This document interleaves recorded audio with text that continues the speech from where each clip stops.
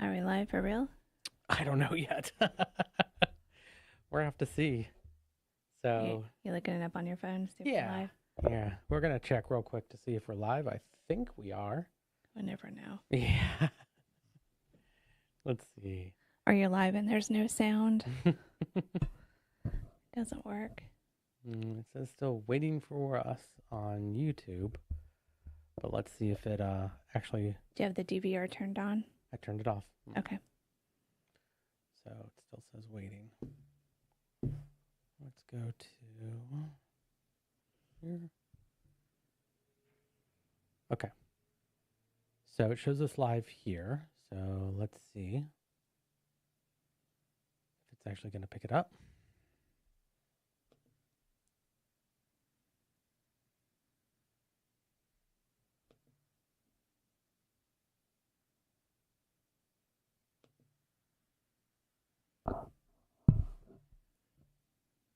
Okay. Hey, Falcon, there you are. How you doing? And let's also see if the chat is working over here. It doesn't look like it is, so give me a second. And we are going to make sure we are good to... And I don't see any chat on my screen, but we can figure that out later. Yeah, you might have to reset it too.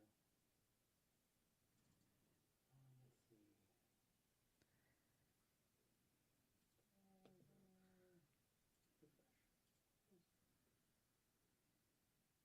Yeah, it's not showing it here either. Let me re-add that. As they work through all these details. Yeah. We're hoping that we can get in his chat box.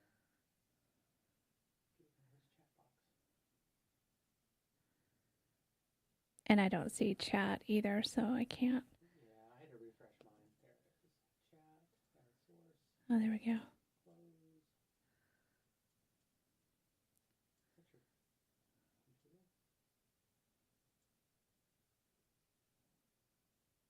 close. What's your computer? What's happening? Yeah, like a noise. It's okay though. I don't know what's happening. 300.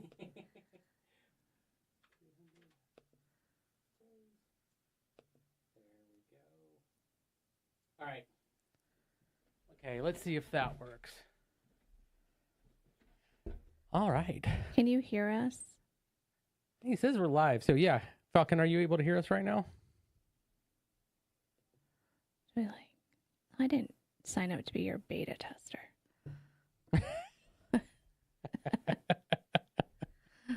Yeah, I see his chat coming through on here now, so that's good. Yeah, I think we're good. Yeah, he can hear us. That's great. So, hey, Red Car Girl, thanks so much. You can hear and see us, so I apologize that you can hear and see us. Right. I'm sure a lot of you were hoping for a silent stream, so there we go, and that's working over there as well. So Okay, cool. Perfect. All right, so first off, Carl hasn't seen the Karen Reed testimony that happened with Proctor yesterday, so that's completely off limits. Yeah. I'm going to do a stream where he watches that Proctor guy, detective, doing his testimony to get his real-time reaction. So he doesn't know anything about what happened yesterday. I don't know nothing about nothing. What will happen tomorrow, so Karen Reed is not talking about that today. Yeah. Yeah. Which there's a lot to talk about there.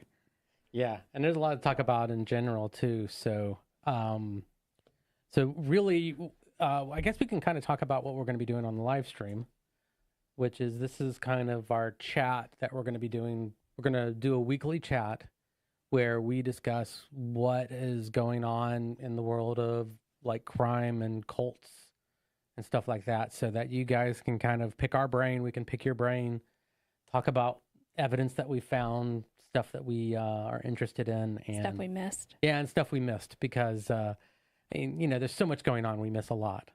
So yeah, like a lot. And there's no D-Bill trial going on. Yeah, yeah. So I think the first thing we want to talk about is JP Miller. Yeah.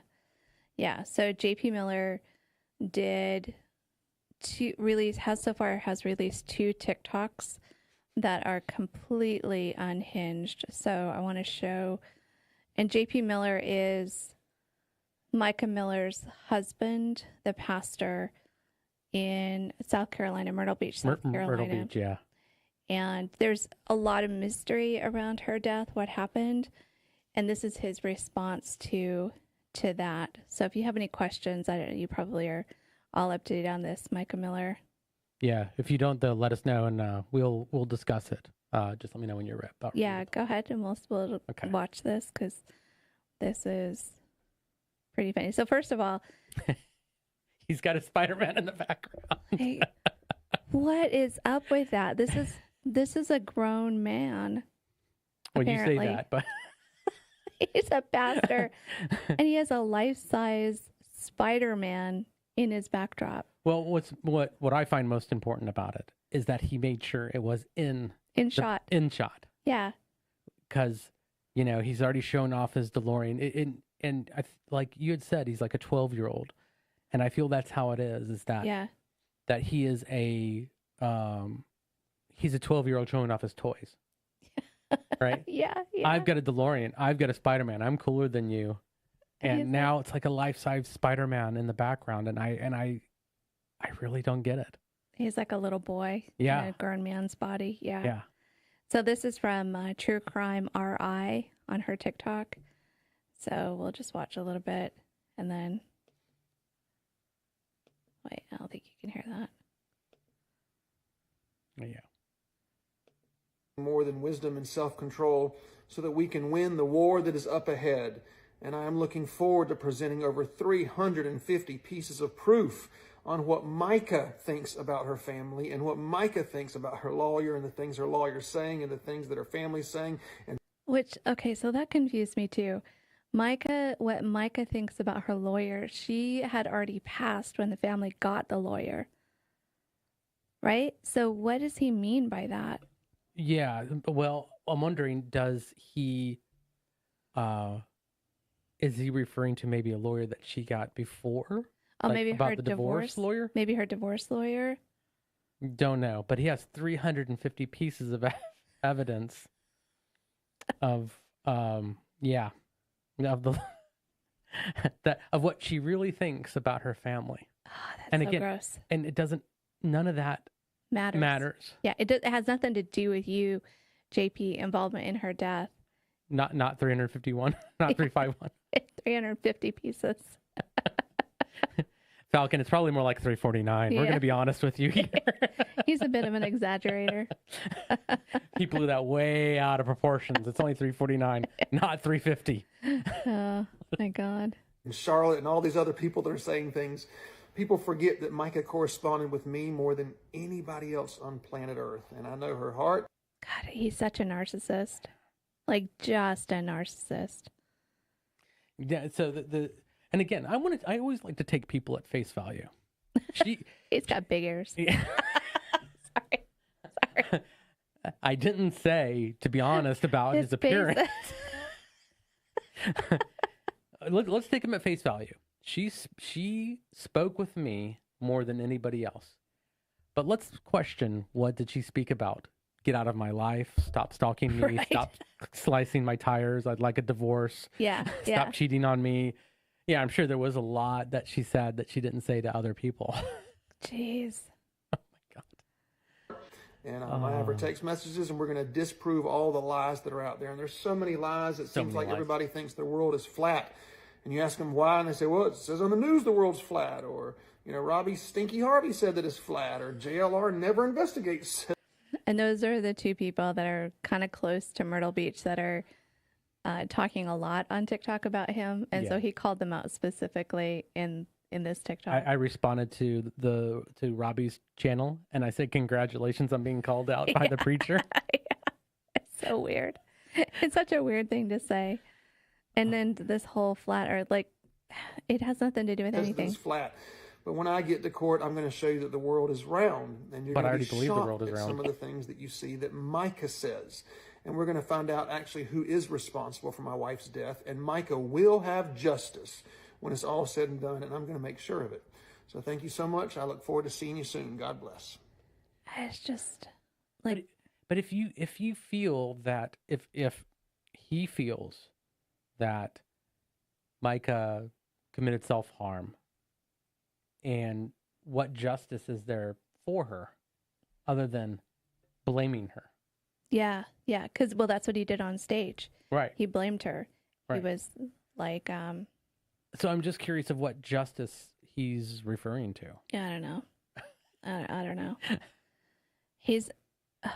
This is not. These TikToks are not doing any favors at all. Yeah. They're not. Yeah, they're not. They're not. And if I was his lawyer, I'd be telling him to shut up. Yeah, he should not be doing this.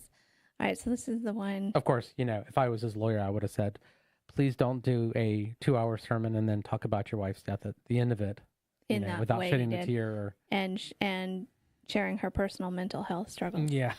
Hey, everybody. Tonight's video is going to be a little bit more lighthearted than normal. The goal is to debunk a different lie every night in the Francis family. Like, what? Yeah, actually, you know what he feels like to me? A walking stereotype? Well, besides that, he seems like a gamer going live. That had just done something wrong? No, Like, no, not at all. Like I'm a gamer, like a video gamer that's live streaming on Twitch. Hey guys, coming to you live from my basement, and I'm playing the latest video. He doesn't seem like he's talking about his wife's death or any information. There's just this energy I'm getting from him is very, like, I'm super excited for you to see my face. Yeah. And to hear my voice. Do you think he's like relishing the spotlight he's under now? So, like he's enjoying all of the attention that he's getting. Instead of, like, most of us would be ashamed that all of our secrets were exposed, we'd be like, oh, and hide.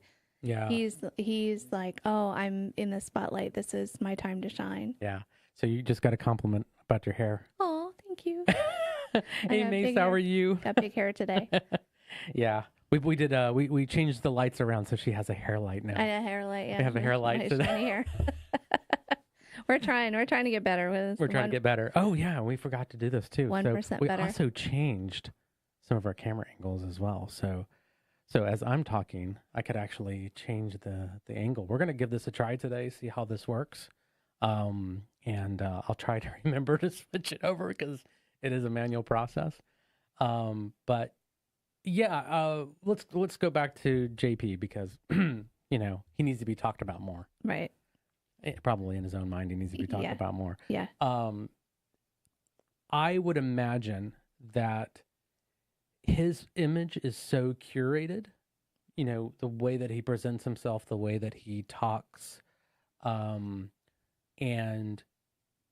it's pretty evident about what he's done in the past, kicking people out of the church that disagree with him, et cetera, et cetera. So this is probably right in line with, I need to show people the truth behind me, the congregation, my word, my message, all that other stuff. Yeah. That's the way I feel about it. That I don't know if he's relishing it, but he's definitely using his presence and his charisma moment. to. Yep. I'm going to talk my way out of this. Watch this. Yeah, and that's what he's been able to do his whole life. Yeah. This family has given me a lot to work with, so it's going to take a while. But don't believe anything that I say just because I say it. We don't believe anything you say. You believe in what they say just because they say it. You need to look for proof and truth. And so tonight we're going to deal with something that Michael Francis said. Micah, my wife, had 7 days. I think her mom's married 7 times. Michael Francis is the biological father, and he said the other day on some show something to the effect of Micah's one of her tattoos, my name that's my signature that is tattooed on her body. He inferred that meant that I owned her and that I was controlling and manipulative, and I made her.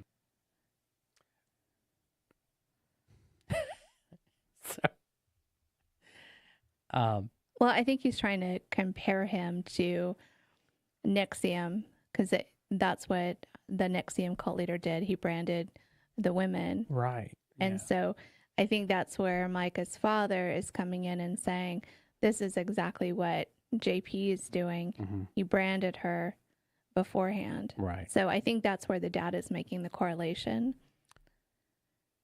Yeah, that makes to a cult leader that we all know about, Keith Raniere, and comparing him to this dude, which I think is a fair comparison, actually, based on their sexual proclivities. I think they're very similar. Yeah, see, and that's interesting to me is because what the odd thing is that we're getting a comparison from the father. Mm-hmm. So, and that's a whole basket of crazy for him to be labeling his son as kind of a negative. No, this is Micah's father, Micah's not his father. I His thought he father's- said Wayne. I thought he said Wayne on that No, one. Micah's father. Yeah. Okay. So this is damage control then. This isn't. Yeah. I was like, why is he talking about Yeah, because his father? His Micah's father made the very clear connection Mm-hmm. between him and Keith Raniere that he didn't state it outright, but he said, I branded her. And so now he's doing damage control, saying, I didn't have her branded. She got the tattoo Right. with my name on it. I Right. didn't tell her to do that. And that's what he's about to say. Right. Get that tattoo. Wow. So I could brand her and stamp her and say that she belongs to me. And that's not really how it worked. The first time she got my signature tattooed on her, it was when we were dating. And I was actually in New York on a vacation, and she sent me a picture of what she had done, and I was surprised. A few weeks later, we broke up, and she covered it up with a lotus flower. And then we got married. So when Yeah, they were, this is important. and this is, I don't understand the timeline, because the more I think about it, the more this doesn't make any sense to me. Move your camera real quick. She got the tattoo on her body of his name. Is that okay? He's like moving stuff around while I'm trying to talk, like a whole view of the room. Cat's not here. Cat is going to be scratching on the door soon. Yeah. There we go. Okay. Is That's that better? Yeah. All right. Yeah. So he's saying he didn't tell her to get the tattoo, but they were dating at the time. So that meant they were married to other people when she got the tattoo, or was she separated from her husband when she got the tattoo? Like, it doesn't make any sense. This story doesn't line up and doesn't make any sense to me. Yeah. Because because they left their spouses and then they started dating and got married, or they got married like right after they left their spouses. So there's some weirdness here with this story. Well, I mean, that's the problem with this whole story is the whole thing is weirdness. Yeah. Because even I think timelines are important here, because if they were divorced but dating, like what does anybody know the timeline of, like, It's out there, the timeline of like when everything happened. I just don't know. Yeah. I'm just wondering if anybody on in the chat knows, because it's like if it was like 6 months to a year that they were dating. I don't think After so. I know. I I'm don't just think so. kind of throwing it out there. That kind of like that makes more sense. But the way that it all sounds, it sounds like that they were still married, dating, and she got a tattoo. And So then how weird covered it- up. how and then weird they would it broke be? up. Like, Yeah. Well, Yeah. they're still married to someone else. Like, I come home and I was like, oh, I was in New York City and I got this tattoo of some random dude's name, of my pastor. I got my pastor's name tattooed on me. yeah. So Mesa's saying she was with him for half of her life. So I feel like any mental issues she had was contributed in part by him. Oh yeah, there was Yeah, definitely absolutely. grooming going on. Is that unfair to say? No, I don't think it's unfair to say. I think he is completely responsible for her death one way or the other. And like, he may not have pulled the trigger, but he pushed her over the edge. Absolutely. Yeah, and so we can only guess like what it was early years marriage and stuff like that. No, we know. Oh, really? We know. See, the only thing I know about is the end parts of it, when he was slicing tires and Yeah. putting So, GPS trackers on cars, when- allegedly. The day that we released our Micah video, Mhm. the lawyer went and did a press conference and released a 3-page document of all of the abuse that she had suffered under JP. So this is absolute damage control, where he's going back and saying, I didn't do this. All of this stuff is lies, all these 3 pages and all this stuff. Yeah. And the whole that where Micah's father said he branded her, and now he's going back and saying, no, that wasn't what happened. We were dating. But back to my point, if I came back with a tattoo of our pastor on my body, like what in the world would you say at that point? Well, we wouldn't have to talk about divorce. What? It would pretty much be an automatic. Yeah, it doesn't. This timeline, this story doesn't make any sense to me. So Cat Meow saying how strange all these roosters of good intent are coming home to roost. Yeah, right. Well, and that's how I feel about him, is that he is like, all of his actions were good, and like anytime you hear him talk, and I have issues with people that just accept that you might have not been a great person. Like, don't fight that you might not have been a good, like, if the more you lie or push that aside, that oh no, I was great, I don't understand, I was only here to help this entire time. It's like any little bad thing that comes out, it's just going to make you look worse. He's a narcissist. He's not able to do that. He is because his upbringing was so terrible. Yeah. He's developed all of those mental things for him to cope as a child. And now he's in this leadership position, and now he's in front of the spotlight. He cannot do that. Like, I don't think he has the mental ability to do that. Yeah. It'd probably been better if he would have, like, I don't know, become an accountant or something. He doesn't have the skill set. Like, he does. Well, no, not. But he could have. What else is he going to do? I mean, he could have become a influencer, I guess, like a Christian influencer. Yeah. Yeah. That probably would have been better. That's, so far. He can be a trad husband. He'd be a trad husband. Carl's been going around joking all day saying he's a trad husband. I'm working on it. He's working on becoming a trad husband. I'm going to be wearing aprons and baking pies for you. And being subservient husband. Well, I'm doing my good husband. Yeah. Thing. Take pictures in front of our $10,000 stove. Like, look at that. All right, let's finish this. Sorry, we'll go on tangents. And then a few years later, she got my signature tattooed on the other side of her body. But I don't think that it means that I was controlling and manipulative. I don't think it means that I owned her. I don't think it was a brand or anything I forced her to do. It was. I don't think it means. See, it's that wording that just gets me.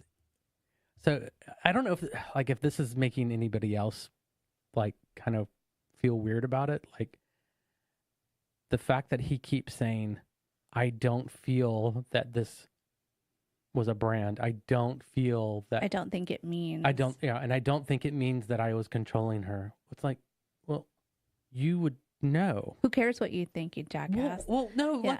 Like if you're doing this video, we obviously do care what he thinks, but don't use words like that. Say, I was not controlling her. I was not wanting her branded. Statements of fact of how you really feel. Not instead of, I don't think it means I was controlling. Yeah. What it feels to me is like something you would say in front of a jury. To get rid of blame, so that if anybody comes back and says, well, you said you didn't control her. I didn't say that. I said I don't think it means that I was controlling her. So it's like he's like Teflon, right? Yeah. Well, he has been up until this happened. Yeah. Where he can get prostitutes on a bar, do all that kind of crazy stuff, and his church just allowed it to happen. Exactly. In fact, you think he's trying to convince himself? Yeah, that's a good point. That's a really good point. Yeah, he's like, I don't think I was that way. I don't think I was this way. But well, after everybody's been telling you, I think maybe you do know. Yeah. He's gaslighting us. He's not doing a very good job. No, he's not a great gaslighter. Oh, you imagine living with this guy? No. was completely her idea. And I don't know why Michael would think that. But if you do think that's what it means, if somebody has, someone else's name, their signature even, tattooed on their body, if you think it means that person owns them and, that they are over them and they're controlling, then what would you say? No, don't. About this? Whose idea do you think that was? Ugh. Jeez. And he was still wearing his ring. You can take off that screen. Yeah. He was still wearing his wedding ring during that. So, I mean, the whole thing was image based. Yeah. He was wearing the wedding ring. He had that stupid Spider-Man thing behind him. He was, and he definitely looks like he's the grieving husband. not at all. Not at all. Like, it's just so weird. Oh, man. So, He's not. this was back in April, right? April 27th, right? No, this was yesterday. No. When they found Micah. Yeah, I think so. Yeah. So, well, Chad once banned Lucifer from Arizona. Maybe this dude could pick up his playbook. Inappropriate showing of skin. Yeah. Yeah, Falcon. I was not ready yet. I don't think anybody needed to see that. Yeah. I thought he was going to take his whole shirt and do like Putin style, like here. Yeah. Well, yeah, it's good. He didn't Photoshop himself on top of a horse. Yeah. So, hey, it's a win for everybody in that case. All right. So, okay, I need to clean out my eyes for a second on that one. Okay. Yeah, let's talk about this because there's so many issues for me on this video. Okay. So Let's hear 'em. Yeah. So the one is that. Okay. So a little perspective. My dad passed away when I was 16. I am a little over 30 years old now, and Yeah. slightly. I'm a not. bit. I'm not laughing at you. I'm laughing with you. No, you're laughing at me. I'm I can laughing tell. at you. But even to this day, if I talk about my dad, I get emotional. Mm-hmm.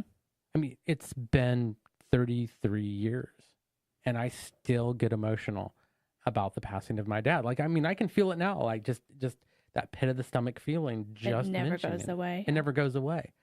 This was a month and a half ago, and he's like, because it wasn't about. He's like, about hey, him. subscribers, let's live chat me talking about how I'm not guilty. Yeah. What are you doing? Or that whole sermon when he did a whole sermon for 2 hours. Like, I would be devastated. Yeah. Even if I didn't like the person that much, even if it was a member of the church, I would still feel horrible and just be like, this is a really sad day. Let's talk about this first. Do you think he's capable of emotions? No. I kind of get the feeling he's just not capable. I had a feeling that he was a sociopath. So Also. yeah, a narcissistic sociopath. I don't like throwing around those terms often because it takes away from the true sociopaths of this world, makes them look bad. But he definitely kind of fits the sociopath and definitely narcissism. I think that's a pretty much given. But, Yeah. like, what do you guys think? Because I feel that he does not understand like true emotion. He probably can't based on the way that he was raised. If he was raised by the Wayne Miller, he probably had all of these crazy expectations and horrible childhood, and he just doesn't know how to express it, and that developed into narcissism and whatever other issues he's gone through. Well, and I also think too that we talked about this in our video on our podcast, was about how it seems like he's the one that has the mental issues. And not her. Yeah, and not her. She probably just was trying to deal with him. Yeah. And that made her feel crazy. Yeah. But she wasn't crazy because he kept telling her, you're the one with the issue. I don't know why you have the issue about me doing XYZ. You're the one with the issues. I'm the pastor. Gaslighting, yeah. Yeah. And she just was thinking, wow, there must be something wrong with me because I feel this way about whatever situation he's putting her in. And because he had groomed her and had controlled her, Yep. and there was coercive control there, she didn't have any thoughts for herself. And the fact that he said she communicated with me more than anyone else tells me he had her completely under control. Yeah. She wasn't probably allowed to talk to her family. Well, yeah, and that could go both ways too, right? It could go, I'm controlling this person, and also she confided in me so much that she talked to me more than anybody else. Mm-hmm. Yeah, I think that's where he was trying to go with it, but the way he's talking is like, there's only one way to read into it, from my opinion. Yeah. You know? Yeah, he doesn't sound very emotionally evolved. Yeah. No, he's not. Yeah. He really is like a 12-year-old boy. Well, I also want to go back to he's definitely on medication because of the incident with the truck, when he was out of the truck and he was flailing around on the grass. Yeah. I think he even made the comment like, I'm not on my meds or something like that. In a church sermon? No, when he was on the grass screaming. Mm. And it was either he said it or a family member said, yeah, he was off of his meds and then went to go get his kids and was denied custody or something like that, and he had that effect. So I'm also wondering too if any of the medications he's on might cause his emotions to be out of whack as well. Yeah. That if it's controlling whatever the mental issue that he has, and I do not want to disparage him for any mental illness he might have, because it's not a choice. But I'm wondering, yeah, youth pastor. What planet would youth pastor ever be a good idea? And that's kind of my point as well. It's like I don't think that having a mental issue should automatically disbar you from being a preacher. Mm-hmm. But I feel that should be viewed as like, okay, our pastor has mental issues. He's on medication. What happens when he's not? Can we trust him when he's not? It's just, it's such a weird thing. And I just don't get it. But I'm also wondering, like, could that cause that disconnect? Lack of emotion. Yeah. I don't know. There should be something there, but well, there is, and it's narcissism. Yeah. Is that an emotion?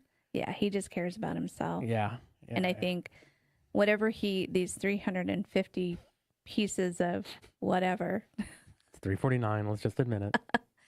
I think it's not going to be anything. It is, and it's probably Micah saying bad crap about her family, because that probably stuff happens. But also too, you know, I'm curious if that's what it says, which is what we're assuming, because that's what he said. Yeah.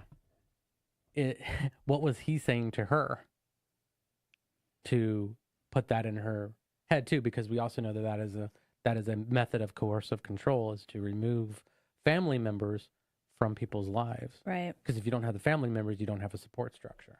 Right. For it. So. Yep. Yeah. We'll find out what the 350 pages of information is going to be. Read through them all, right? He's I don't know how words for this JP Miller. He's in his own planetary sphere. Yeah. His own thing. Yeah. See, look at that. It's not updating over there. That's what? Really annoying. The chat. I don't get it. Technical issues. We have no idea where we're streaming to either. Yeah. We could be streaming to everywhere or nowhere. Or more than likely one or two platforms.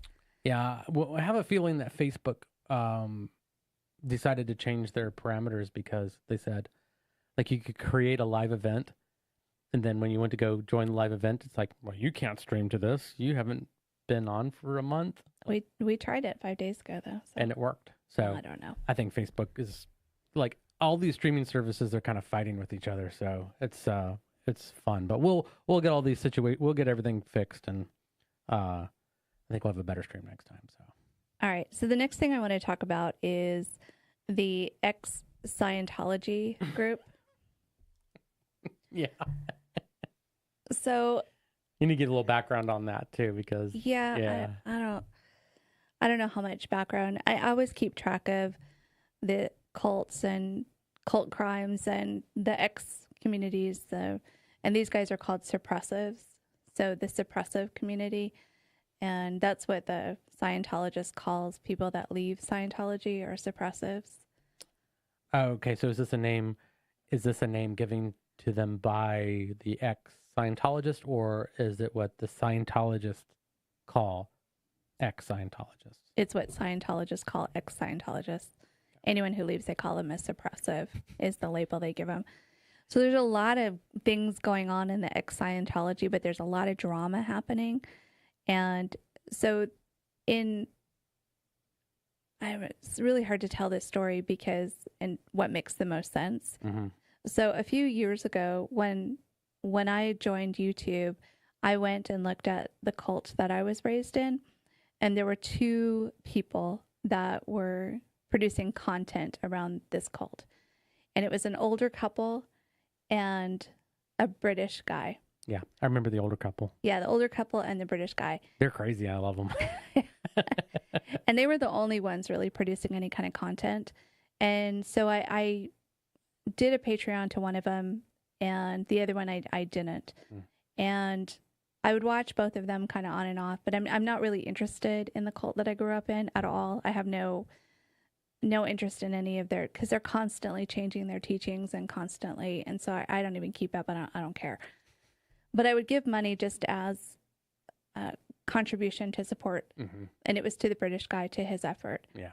What was going on behind the scenes was they were fighting constantly, this older couple and this British guy. Right. Didn't he say he was going to he felt that he was the only spokesperson for the ex cult and nobody else should really be That's how he about felt, was that he was the voice of all of the apostates.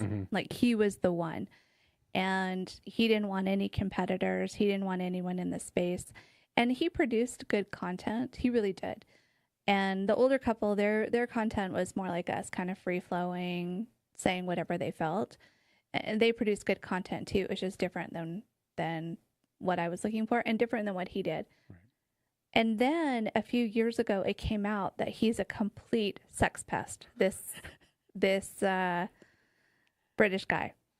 I mean, just off the chains sex pest. And so I stopped giving him money, and they still were really the only two. And the older couple were screaming from the rooftops, "We told you so, we told you so, we told you so."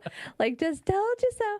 And it was just this clash. And because of that clash, now there's hundreds of people that are telling their stories that were raised in the cult. And we've got all these different faces of different people that were raised in the cult. And so out of this sex pest and this older couple came a really varied market of content, which is better for the community than just having these two people that were the sole spokesmen for the apostate community.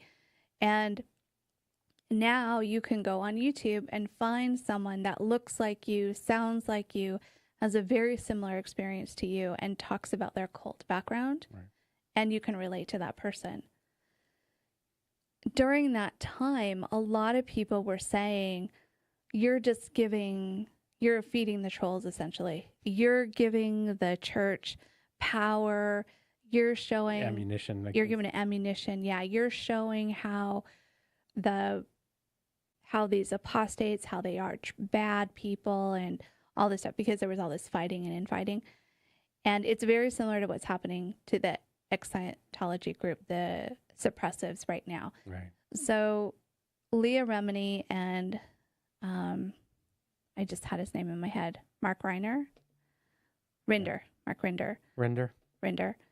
Leah Remini and Rinder were kind of the spokespersons for the ex-Scientology movement. They formed an organization called The Aftermath, and they'd been doing this for years. They produced a TV show, and one of them was they were a big member of Scientology, like they were one of like a lieutenant kind of. So Mark Rinder had a really high position in Scientology, directly under Miscavige, like just right there. And so that adds to even more complications to this ex-Scientology drama, because when you are that high up, I think of it like a pyramid of trauma. It's just like a pyramid of trauma. Pyramid scheme of trauma? Yeah, exactly. So you've got Miscavige traumatizing everyone under him, Mark Rinder, and then Mark Rinder traumatizing everybody under him because it comes straight from Miscavige. And so Mark Rinder did some awful things when he was a Scientologist based on his position, what he did. And then he woke up, left, and then started the Aftermath organization. So at what point is someone still held responsible for the trauma that they caused when they were in the cult and they were brainwashed? And then now that they're out, are they still culpable for those actions? It's this weird situation that I think only people that were raised in a high control group would face in their lives. Yeah, that's interesting. And I personally don't know the answer to that. It's not an easy answer. There's not a straightforward answer. There isn't. I still feel like what my gut tells me is that yes, those people would still be culpable. Maybe not to the level of, we're going to ruin this person's life forever, but that there needs to be some sort of, like you need to help make peace with the people whose lives you ruined. Mm-hmm. Even just, maybe an apology would be good too, but who knows? And it's complicated because if Mark Rinder leaves and he's like, yeah, I did these things under duress. It wasn't really me, but he still did them and still followed orders. Yeah. So Mace, I can always think I'm saying that name wrong. Do you watch Noor Jasmine? Noor, Noor Jasmine? Yeah. She's the one with the metal hat. Metal hat? Okay. Yeah. She has a lot of cult videos. Yep. And Cameo says, I think Mike suffers regret to this day. Yeah. And you do. I think about the trauma that I caused, and I feel bad about it. I feel responsible, and this is 25 years later. I still feel bad about what happened. So it's like that shirt that says, "I'm sorry what I said when I was in the cult." Yeah, from cults to consciousness. Yeah, that's such a great shirt that she created. And so the ex-Scientology community, they were kind of the spokespersons for that movement. There were other ex-Scientologists that do live streams and do really good content also. It wasn't like the apostates when back in the day. So they had a lot of other voices, but now they're kind of all fighting. He said this, she said that. There's all this drama. And then the same argument came up. You're just giving Scientology ammunition, like you said, for the suppressive organization. And so that got me thinking about something else. Sorry, I could talk about this for like forever. I'm just going to just like blah, blah, blah. So that got me thinking about, is that really true? So in a cult... Well, hold on. I think you're halfway through your statement. So what you were saying was that the infighting is just giving ammunition for Scientology to use against. So, like, look at these people. They're fighting because they left our church. Yeah. And so you should stay in our church because then you won't have infighting. I don't know. Well, what happened with the apostate community was beneficial in the long run. I mean, it was pretty painful, and people are still dealing with the after effects from the lawsuits, from all that garbage that happened from the sex pest. But in the long run, it was good because it created all these other content creators that had those additional voices. Right. In the Scientology community, they're saying you're giving Scientology the ammunition against us suppressives. But the thing is when you're in a cult, you cannot consume content unless it's approved. You're told specifically, don't do this, don't look at this, this is lies, don't do this. And only a very small percentage of people within the cult will ever see this ex-cult cult content. Those are like the high leaders that are looking to control the narrative. The vast majority never see any of this stuff. We'll never know about it. The thing is, when you're in a cult, no one would ever be allowed to say, I hate that asshole Mark Render. Ever. You could never say something like that. Right. You could never say Mark Render caused me trauma. Right. You could never say, I don't like that Leah Remini. She's a terrible actress. I don't like her. Right. Or Tom Cruise. Tom Cruise. That's just out of the question. You have to play by the rules, love the leaders, and accept whatever kind of trauma they inflict on everybody. Right. Toe the line, basically. Toe the line. Yeah. Mark Render's great. Leah Remini's great. Tom Cruise is great. And that's what you're supposed to do. And now all of us are out of these cults. We can think for ourselves, and you can say now, without any repercussions, I don't like Mark Render. And more importantly, you can disagree with someone else. Exactly. And I think that's the part that, as you were kind of putting your thoughts into this, like earlier, it was the fact that these people could now argue with one another in constructive and destructive, because they've never been allowed to, or if they did do it, it would have come with a hefty punishment. And so now this is the one thing that everybody should be doing, because everybody has different ideas of like what is the right thing to do. This is a Fallout line. Everybody has an idea how to fix the world. We just disagree on how to do it. Yeah. But the fact that there is disagreement and there is a discourse, a negative and a positive one, proves that you're not in a cult anymore. Yeah, and you can think for yourself, and you can agree with somebody, you can disagree with somebody. So there's a whole group of protesters that are outside of the main Scientology building in Los Angeles, and it's called the Occupy Blue movement. And those people are very much in your face, screaming and honking, and their style of anti-Scientology is very different than, say, somebody who does a podcast once a week about Scientology.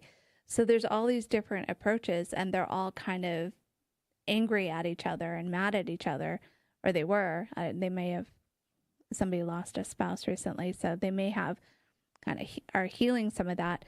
But in the end, it allows you to think for yourself, and it allows you to like who you like, look for somebody that represents who you are and has a very similar story to help you escape. And most people that are looking to the content outside of their cult, that drama, they're not even going to know about it. It takes a little while to see some of the drama. Well, I think, like, especially... and I don't even think it's a bad thing either, because if you're looking at suppressive or apostate or shunned content, and you see they're all yelling at each other for whatever reason, and you're like, I'm not allowed to do that. That's not a bad message. No. That gives to somebody who's in a cult. No. And I'm also going to say too that, and this is just for me. There might be a lot of other people that disagree with this, but I'm not searching for ex Scientology, two ex Scientology members like arguing with each other. And I would be willing to bet that majority of the mainstream isn't either. That the main people that are looking at this content are people interested in cults or have left a cult. And again, probably I could be totally wrong. Probably I'm wrong often, but that the only people that the infighting is hurting is really just themselves. Yeah, that's it. For the people that are watching, like that are like have left the cult, they're not going to be like, well, these people are fighting, so I'm going to go back. I don't doubt that. No, happening. I don't think that happens at all. Yeah, I think it's kind of like, oh wow, we found out this person is not a great person. Yeah, and maybe that person shouldn't be the spokesperson for all of the apostates. Okay, well now we know, And now all these other voices come up because he's not the one. We realized he's not the one to lead the effort and to say, this is how we all feel, because he doesn't represent. And so the fallout from that was now there's content creators who are gay, who are transgender, who are moms, who are dads. I mean, it just kind of across the board in their different languages. And he is not the top dog at all. Yeah. And that's a good thing. That's a really good thing. And I don't know, the ex-Scientology community didn't really have one. I mean, they had the Mark Render. He was super popular. But now we can say what we think. We can do what we think. And I can say Mark Render's a dick. Is he or not? It doesn't matter, but I can say that and I won't get physically assaulted. No. So the question when you brought this up before that I had was, is this so that people that have left or, left a short while ago, they're not like free. Like they still have those attachments to a high control group. Right. They're just trying to figure things out. So I'm wondering if a lot of those people are putting that onto these individuals it's like now kind of cult of personality. So now I've attached myself to this individual, and this individual is being proven they're wrong from someone else. So now there's this fighting between the groups because it's like, no, my guy is right and your guy is wrong. And it's that same kind of high control group mentality that they had in Scientology or, what other group or cult or religion that they left. Yeah, it's really hard programming to deprogram yourself from. Mm-hmm. It really is hard. When you're faced with, when you leave the cult, most of the time you're left with nothing. Mm-hmm. And so you have to rebuild everything. And so you have to do like, what's the most efficient? What's the quickest bang for my buck right now? Like what do I have to do first? What's going to get me through the day? What's going to help me survive? Food, shelter, Wi-Fi. Yeah, exactly. And then you move on to, wait a minute. Okay, I had these conflicting beliefs. I have a little bit more bandwidth in what I can handle. Mm-hmm. And you start working through these problematic issues that you've had. And then you find someone that you can relate to. And that becomes your kind of guiding light out of the quagmire that you're in. And so you look at this person and you think, they're a YouTuber. That's my guiding light. And if they're not telling you, think for yourself constantly, It's an easy trap to fall into. And I did, since you said that question about the sex pest, I cannot think of any time where he would say, think for yourself. I think most of it would be like, this is what I say.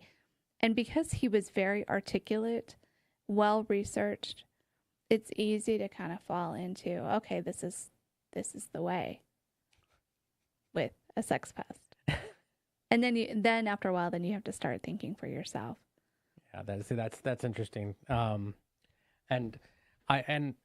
we had one of my clients, ask me yesterday about this church that she went to, and they have all the hallmarks of a high control group as well. But because she was like, oh, I've watched your podcast and now I'm starting to think something's not right with these people. Yeah. And yeah, I was definitely had all of those kind of triggering moments that we've seen in other groups. Yeah. So I thought that was great though, that she was like, yeah, I watched your content and maybe I'm not going to join this cult. No, I know.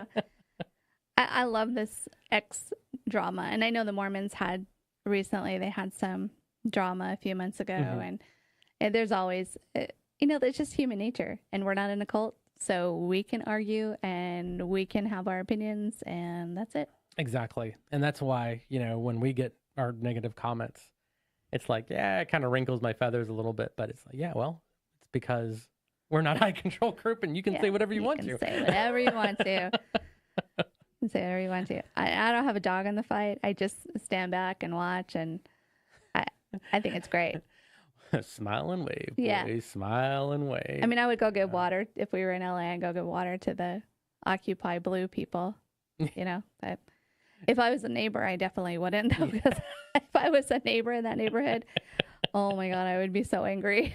Yeah, that's one of the things that we heard was there's like constant honking and stuff like that, and yeah, it's like I work next to the abortion clinic, and man, it was like almost every day, just constant horns, and that gets old really quick. So imagine living there and getting that 24/7 almost. Yep. So I can imagine that the people that live there are like they'd be quite okay with the people not out there. Yeah. Protesting.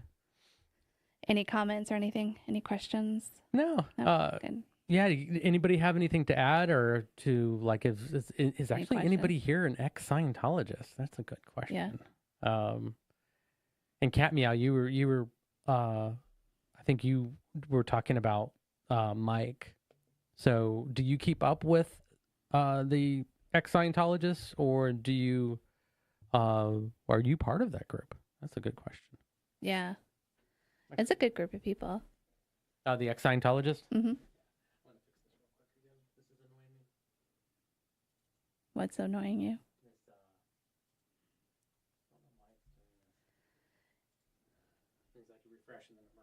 Okay, here we go. I can't see chats at all.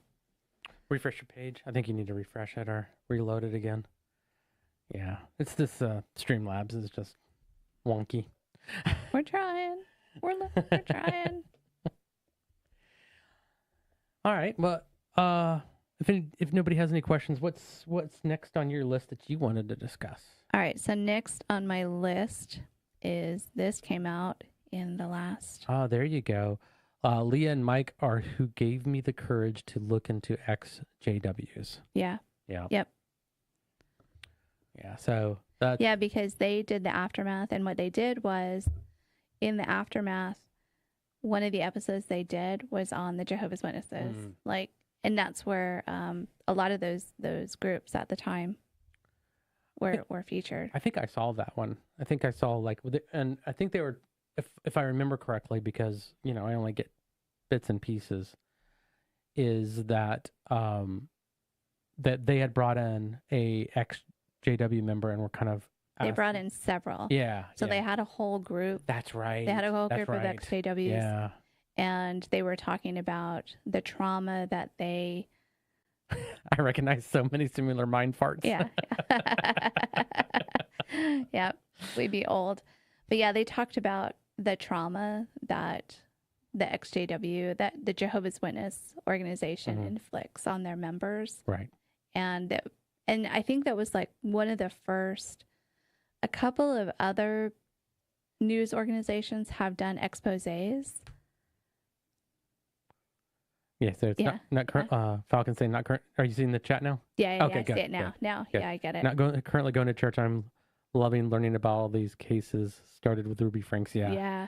It's so interesting. And if you go back and look at some of the Scientologists, some of their stuff. Yeah. Well, that was what I was going to talk about, Mace, was tomorrow we're actually going to be interviewed by it's two people that were from the Mormon faith, and they're both kind of been entrenched in like what happens when you leave Mormonism, or bringing out truth about the Mormon church and the Mormon faith. They're starting their own channel, which interviews content creators. So we've been invited to talk to them on their channel tomorrow.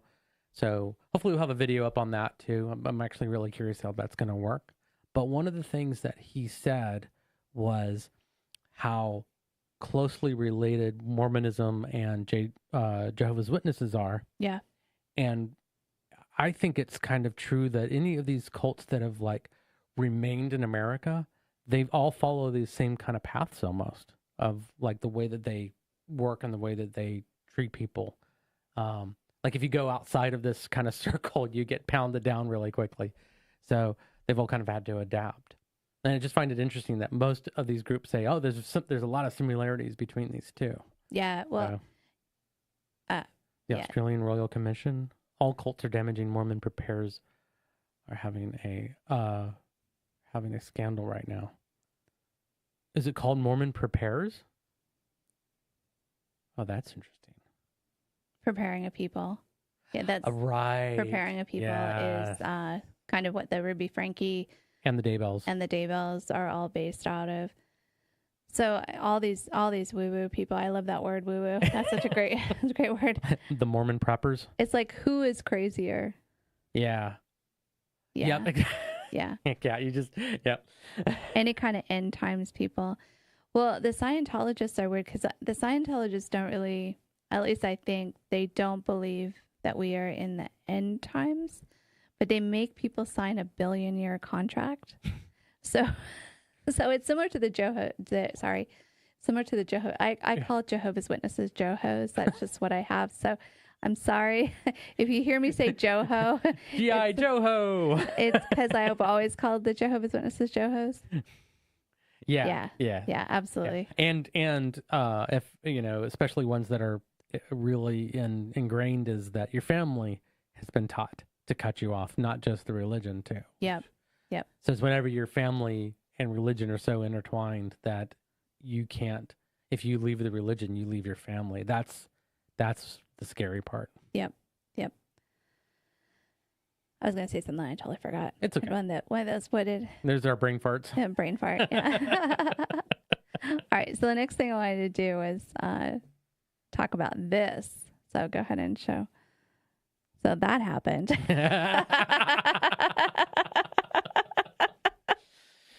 Yeah. And I just, after sitting through 5 weeks of no expression, what is this?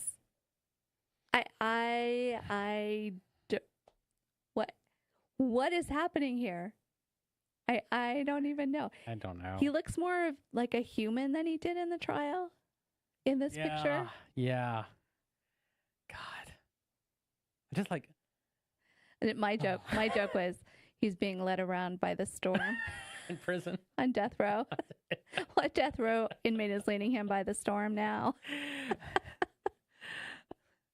Yeah, Kat. We were following it all the way up to sentencing. Mm-hmm. The orange jumpsuit. Orange is his color, I would say.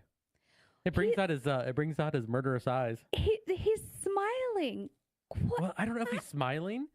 Is he in the middle of talking? That's where this came from. It could be, and that might be why.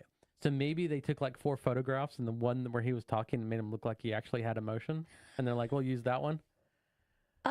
Lindsay Blake. Blake is awesome. Miss Blake is awesome. Oh, Miss Blake, yeah, she is awesome. And that's I am exhausted today because I was up late watching the Hermosillo cook interview with Nate Eaton last night. And one thing that, if you have a chance, go back and watch that interview if you haven't seen it. Hermosillo said when he saw, because they were monitoring their texts as they were going, and he saw in real time when they labeled him dark and they labeled him a zombie. And when he saw that, he and his family did extra protection because Alex was still alive. So they had labeled him a zombie and dark.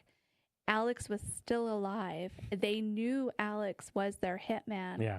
And Hermosillo was like, oh my God, my life is in danger now.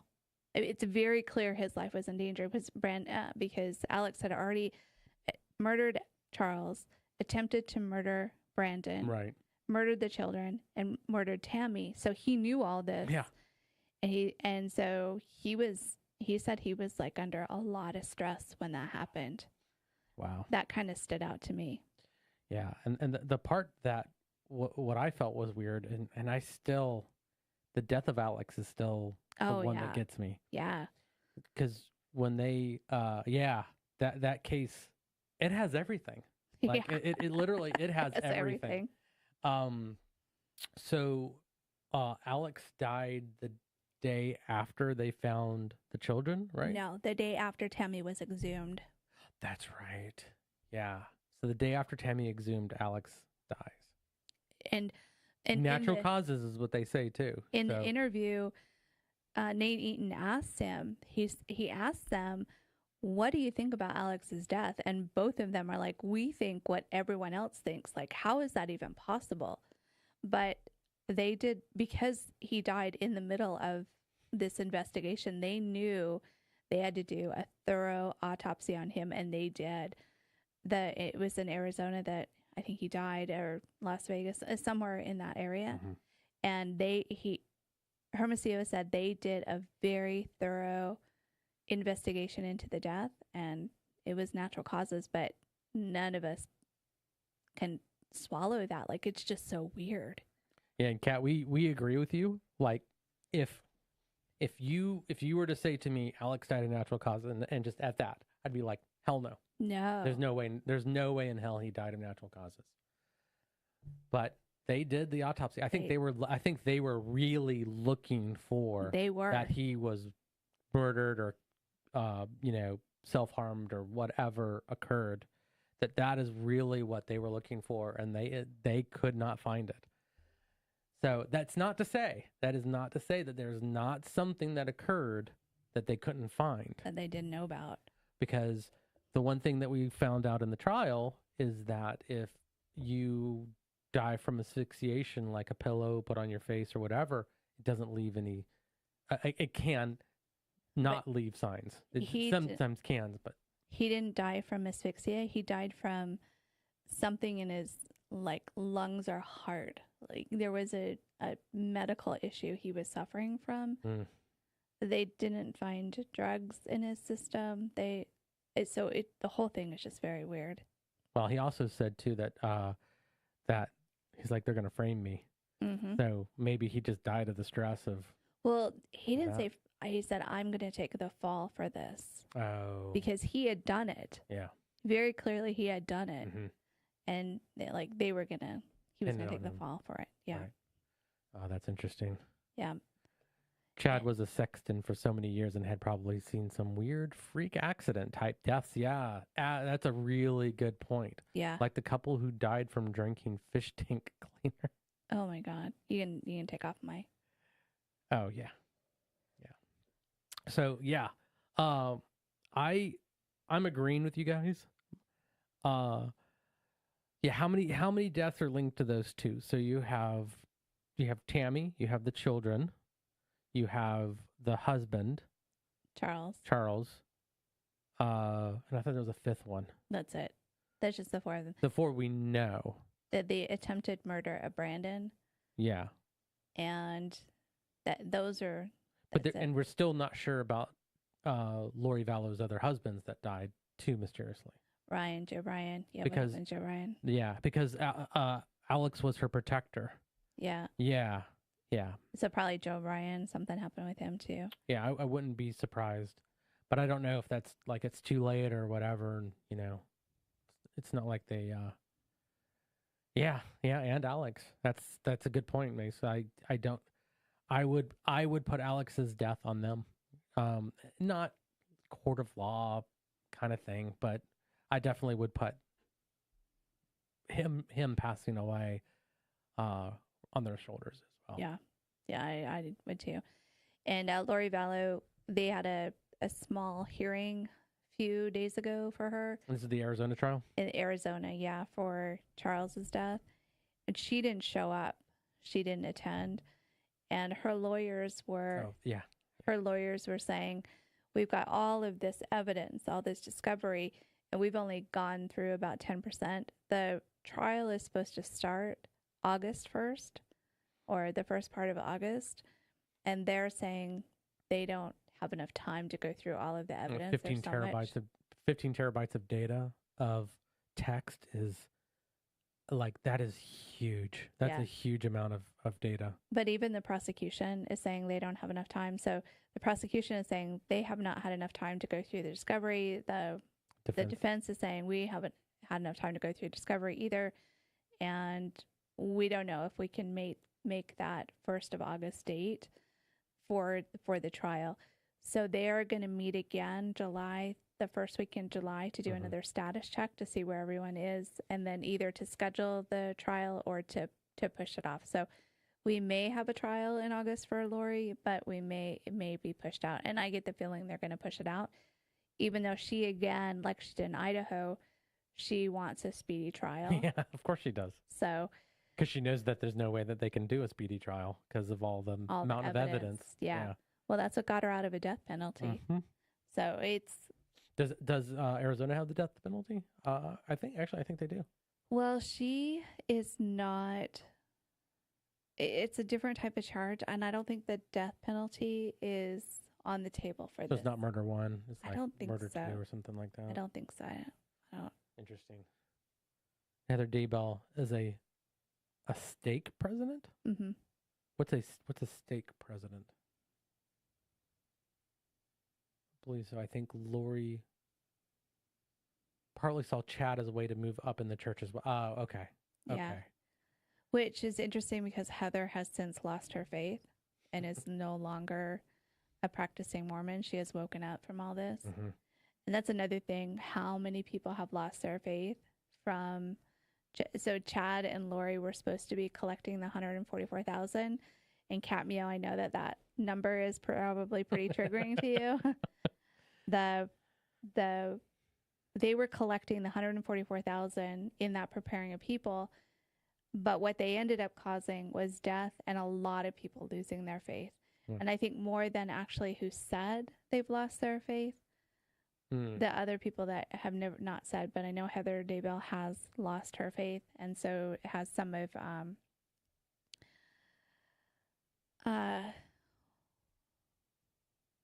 so state president's kind of like leader of the area's church. Yeah. Okay. So you have your wards, and the wards roll up to the stake. The stake is kind of the big. Weird names. Yeah. They stole it from the Johos. Yeah. Well, and the Johos stole it from, I think it was supposed to be 144,000 Jewish people, like Jewish men or something. It's a number in Revelation, so people like latch onto it and have it mean whatever they want it to mean. It's just a number. Wait a minute. Are you telling me people interpret the Bible to push their own agendas? Yeah, exactly. This is news to me, guys. News to me. I think it's sad that so many people, and I know the Mormon Church is a controlling, coercive organization, but it's sad to me that people, because of these actions, have lost their faith. Absolutely. Because Heather Daybell really felt like she was the only one sounding the alarm. She was the only one saying there's a problem here, and everyone put her in a corner, said she was a pot stirrer, and just pushed her away. And it's crazy. We need to make T-shirts that. I want to be Heather Daybell when I grow up. No, official Mormon pot stirrer. Yeah. Send it to Heather Daybell. Official pot stirrer. Oh my gosh. So we may be live streaming the Lori Daybell, because Lori Daybell is very interesting to me. This is how I got involved in this case. And if you go back to some of our earlier podcasts, she is very much like my mother. Yeah. My mother is almost exactly like Lori Daybell and Ruby Frankie. My mom was blonde, narcissistic, in a cult, Disconnected from reality, and would have killed me if the church had told her to do it. Yeah. And she very plainly told me that one time that she would have killed me if the church asked her to. Yeah. So. But they would never do that. Right. But they never. But would you, Mom?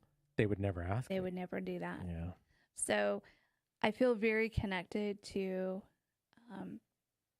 how Lori Daybell's son, what's his name? I'm usually so good at names, and oh my God. What is Lori Daybell's son's name?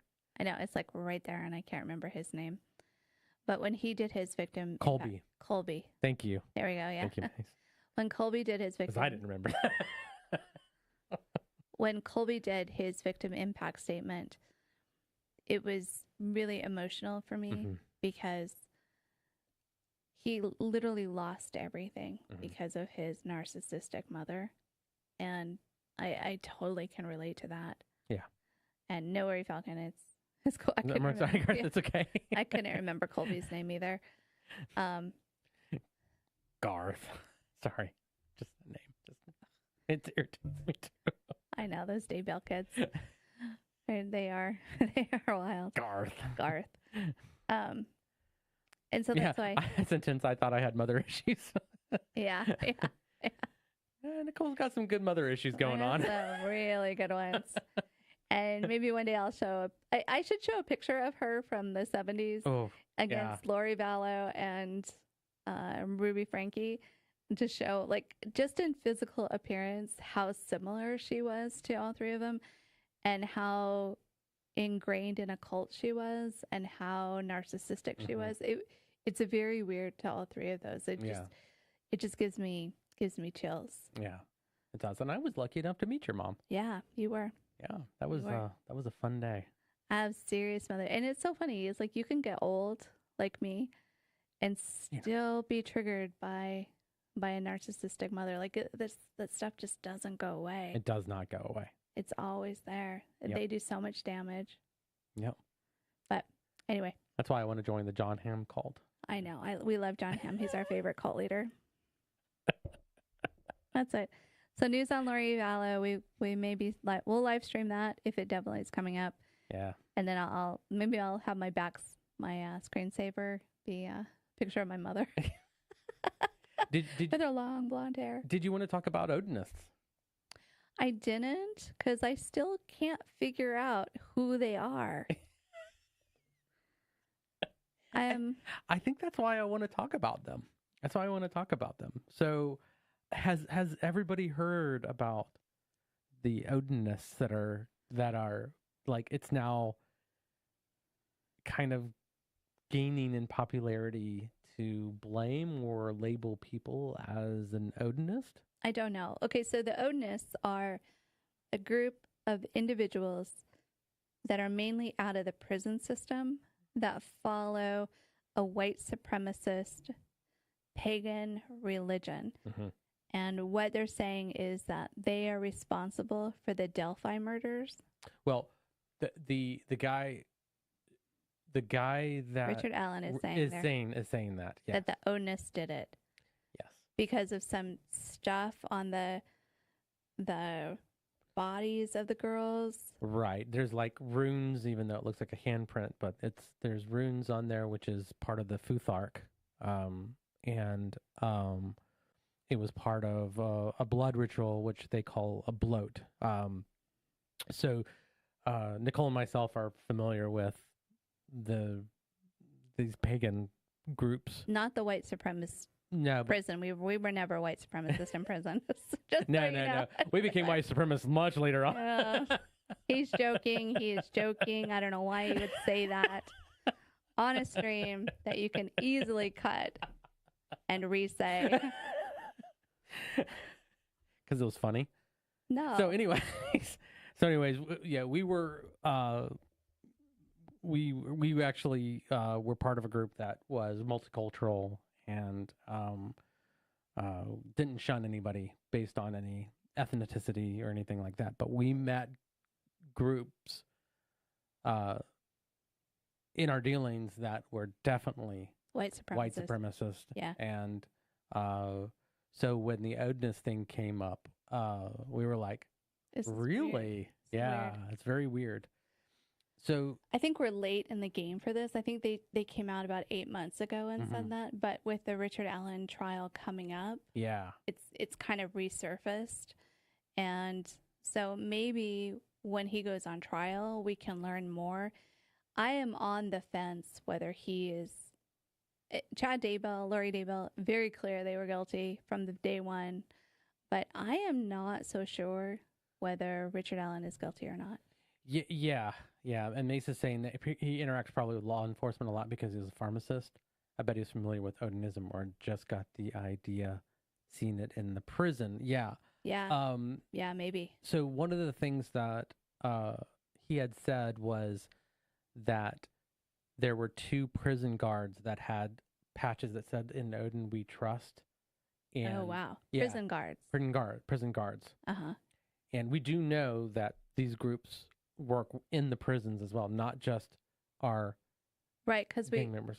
I heard an interview with not an Odinist, but a pagan who worships the Norse gods, and she was saying that she was a prison guard also. Yeah.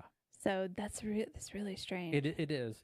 So, yeah, I heard they don't do sacrifices in Odinism, and it's like Icelandic or Scandinavian. So the idea of a bloat is a sacrifice, but sacrifice doesn't mean the same thing around. It doesn't mean that you're sacrificing a person or an animal. Oftentimes, it means you're sacrificing a gift, like an item or something like that, to a fire, or usually that's what you would burn something. But having said all that, if you have someone who has homicidal tendencies, who is a white supremacist, who joins the prison gang, comes out of prison, it's not within the realm of implausibility. Of course not. And that's true with every group, that you can take religious and not religious too. Could it have, but when you say Odinist, you're looking at it as a collective, as a group. The organization itself are the ones that did this, not un-Odinist that just happened to be right. So the way psychotic that they're saying it is the Odinist did it, but if it is an Odinist who did the murders of the girls, I mean that's entirely plausible. Entirely plausible. And it could be plausible that Odinism had nothing to do with the murder, and they happened to be an Odinist and a white supremacist, and they murdered these two girls. Right. It just doesn't, theologically, it doesn't make sense to me. I can't see chat anymore. So it makes like so they told them they can't wear the patches on their uniform, so the guard got it tattooed in his face. Yeah, that seems like something an Odinist would do. Yeah. And if Richard Allen is an Odinist, but blaming them like he's not part of the group, and he looks like an Odinist. He does. He looks like it. And so, how weird is that? Like, just normal court case that everyone is following, and then all of a sudden they come out with this crazy cult idea. Yeah, it's just so strange. Yeah, and we can take this a lot of different ways. So one, we can say, again, I love taking things at just exactly face value. Exactly what they're saying is exactly right. I just love going down that path. That maybe it was Odinist. Could it have been? Could it not have been? Well, the answer is always yes. It could have been anybody. It could have been a group of nuns that found these kids and decided to kill them. I mean, it could have been. You don't know what people do in circumstances. Is it likely? Probably not. But it could have been anybody. That doesn't mean that that's an avenue that you want to go. But the one thing that gets me is that police officers were already looking into them. Yeah. So the fact that they were already looking into them, and then he probably got some like side-eyed glances from Odinist, in prison. So he's like, oh, it's them. They're the ones that did it, obviously. Yeah. I don't know who I believe. I don't believe anybody. I mean, I'll just say that straight. I don't believe him. I don't believe the police in this. They don't seem like they're doing a great job, but maybe they are. Maybe they are. I don't know. And they're not going to live stream. They're not going to show the whole court case, so we're not going to be able to see it. So we're going to have to rely on secondhand information after it's over. So probably anybody that's in that area, we'll get some new live streamers out. Yeah. Going out there. Yeah. I don't know. Maybe we'll go out there one day too, just to. Where is it? Yeah, it's only South Carolina, right? No, this was not. They're in Indiana. Indiana. That's a drive. Yeah. That's a 14-hour drive. Yeah. So, that was an interesting piece of information. And I think you said it came out a while ago, but I think it just kind of hit the rounds again recently because it's going to trial soon, was the thing. And then the other thing that we heard too, which I think this is only one person's I have no idea. Opinion. Yeah. Is Kohlberger. Someone said that he's an Odinist. I don't see it. I I think this goes back to, because I can't see the chat, I don't know who said it, the gang culture in jail and prison. Like, I think this is becoming a thing where Yeah. it's like, oh, here's this group in the jail I'm at, and I can be part of that. And maybe he joined a white supremacist gang in jail just to survive. Yeah. Maybe Kohlberger did. I mean, I don't know. Yeah, and that's a common thing too. That you just join whoever protects you at the time, which, you know.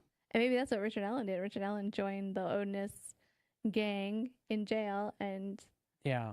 now is saying they did it. And also, I want to bring into attention, if you look at Chad Daybell, Kohlberger, like the trials and everything else, and you know when they would transport them or bring them out, they look fine.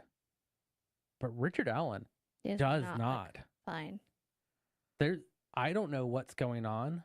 I'm assuming that if he's innocent and he's being held in prison or in jail, that, you know, it's not good. I mean, he's not in a good place, that it's really affecting him.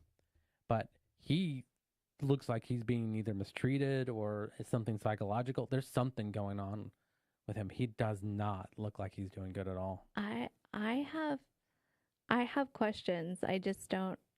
I feel like maybe I'm not 100% sold that he's the person that did it. Yeah. I kind of feel he does, but I've got nothing to justify it on. I just, you know, gut reactions telling me. Yep. Tell me that. So that was the kind of the Odinist thing. We're actually trying to reach out to someone that's in the pagan community that has been talking about these organizations. That we can collaborate with. That we can collaborate with. Information. Yeah, we want to get more, I guess, someone that has more experience in these groups, and especially with the Asatru, you know, group, and see what he has to say. So I'm very interested of like his take on this as well. Yep. So we'll be doing some videos on that as well, but I think we're gonna kind of see that this thing with Richard Allen goes nowhere, but I mean we'll see what happens. Yeah. Yep. I can't get the chat to work. Yeah. So there's nothing going on right now, but okay. All right. Got anything else that you want to discuss? Or that's it for me. And so Carl was going to end it with. So we were looking for some hardware and scouring through all of our boxes looking for stuff. And we came across a box of all of the pictures from when I was in a cult. I didn't even realize I had this. Yeah. We'd just been moving it around. And so we opened it and it was like, oh my goodness, look at all these old pictures. So he pulled a picture of when I was in a cult, and I have no idea what he pulled. And so we're gonna pull it open, and we're gonna let Nicole kind of talk about it, what it is, where she is, and more importantly, what is she wearing? What am I wearing? All right, here we go. Oh, look at that. Holy crap. So should we do big screen on this one? Yeah, do a big screen. Oop. That's not right. I don't think I can do You can't do big screen? Yeah. You can't flop it? I can't flop it like that because it's a media key. Yep, that's me. Yep. I think I was 18. I was 18. And I am wearing my grandmother's curtains, obviously, here. I have some weird fanny pack. I'd wear that today. Some weird fanny pack. This is in the Philippines. Young Nicole. Yep. Yeah, very young. Very, very young. Oh, so that's when you had your introduction to Filipino men. Yep. Love me some Filipino men. Which is obviously why she married me, because I look just like a Filipino man. Exactly. I spent a couple months in the Philippines with my friend and we were doing kind of a little bit of preaching there, but mainly it was just so in the Watchtower organization, they would have large events that were called international. Falcon, you're right. She is still looking young and beautiful. Oh, thank you. Definitely not 18. They would have international conventions. So they would have, very similar to the ward and the stake and all that kind of stuff. They would do these international events, and you had to apply, and you would get approval from them. Yeah. And so me and my friend, we went to the Philippines. She was Filipino, so we stayed for a couple months with her family and visiting the branch. It was not much more than that, but that was what they called that place. Yeah. Was called Bethel. Ooh. Like, Bethel. Well, wasn't that the place in New York that they each at the time, now again, the church is so different now than it was when I was 18 back in the long time ago. 5 years ago, we got you. Yeah, 5 years ago. Yeah. Yeah. It's a completely different church. But back then, back in my day, back in the ye olde times, they would have a Bethel in every country because they were essentially a printing organization. And so every country would do their own translation and printing locally and then disseminate that information. Now, I think now it's all digital, and that's not what they do anymore. But at the time, so every country would have it. So we were at the country, at the Bethel in the Philippines. But the main headquarters, used to be in Brooklyn, New York.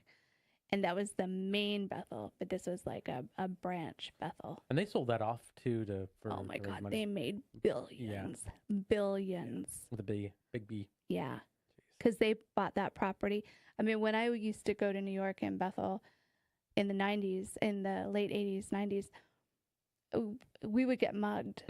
Like, it was such a bad neighborhood over there. And it was beautiful real estate because it was right across the river there from New York City. So it was like just beautiful property. But you would get mugged all the time. So whenever time you were there, you would have to take your mugger money with you. But in the Philippines, it was really safe. And there you go. Yeah. Cult me. That's me in a cult. In a cult. Love it. All right. Well, excellent. Does anybody have any questions or comments or any information before we go? Because we're always looking for, things to research, things to look up and comment on. And honestly, what we're really looking for is something funny. Yeah. Like a story that we could follow that has just got some humor to it. Because you don't want to be making fun of people that, You can't make fun of JP Miller and his ears and his... You can with JP Miller. JP Miller. Regardless if he's innocent or not. Oh, my God. My God. Thank you for that, Falcon. Yeah, and Mace's appreciate your adding to our live stream as well. I appreciate all of you guys coming on and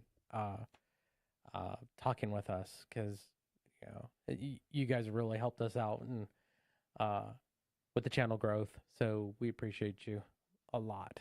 Definitely. And everyone have a good Father's Day if you have fathers you care about. Damn. Have a good Father's Day. Coming up. We'll have a good Father's Day. Yeah. And it'll be steak and old fashions. Yeah. Again, I'm good with that. All right. Appreciate you guys and have a great day. We'll talk with you next week. Bye. All right.